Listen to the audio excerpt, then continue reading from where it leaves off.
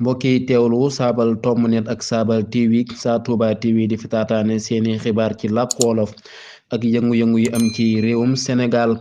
mbootaay réewi Afrique yi di addu nañu ci jàmmarloo yi am jamono ji ci Sénégal. njiital kuréel gi di Moussa Faki Mohamed xamle na ne mi ngi topp bu baax xew-xew yi ci Sénégal, fitna yi jur ay nit yu faatu. nee na mi ngi ñaawlu bu baax fitna yooyu, teg ci di woote mu dakk ca na mu gën a gaawe.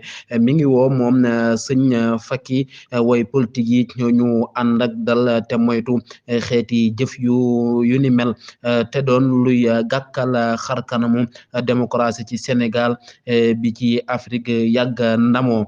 mi ngi woote moom kilifa gi ñu sàmmonteeg yelleefi réew yi ci fisal seen xalaat ak ñaxtu. mi ngi ñaax itam réew yépp ñu jéem a dëppook ndigal ak dogalu yoon. mi ngi daaneel di woo mbooleem ñi ko séq ñu jiital yoonu waxtaan ngir saafara mbooleem seeni wuute ak lu mu mën a doon. saabal tomb net di ñaan jàmm ci Sénégal.